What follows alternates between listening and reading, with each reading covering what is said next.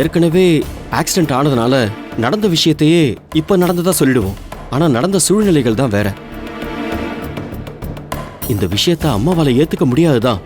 ஆனா இத்தனை நாளா நாம உண்மையை மறைச்சிட்டோன்னு நம்ம மேல தப்பான அபிப்பிராயம் எல்லாமே இருக்கும், குறிப்பா உன் மேல.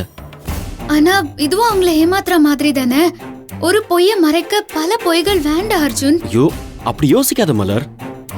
இதை நான் உனக்காக மட்டும் சொல்லல. இந்த உண்மை தெரிஞ்சா அம்மாவோட கோபம் பார்வதி பக்கமும் திரும்பும். அதை யோசிச்சுதான் நான் சொல்றேன். நானும் உன் கூட சேர்ந்து உண்மையை மறைச்சிட்டேன்னு அம்மா என்னையும் தப்பா நினைப்பாங்க.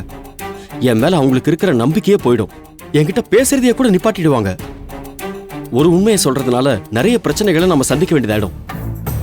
அதுவும் இல்லாம இந்த பிரச்சனை தெரிஞ்சா அம்மாவால அந்த அதிர்ச்சியை தாங்கிக்க முடியாது. அவங்களோட ஹெல்த் கண்டிஷனையும் யோசிச்சுதான் நான் இதை சொல்றேன்.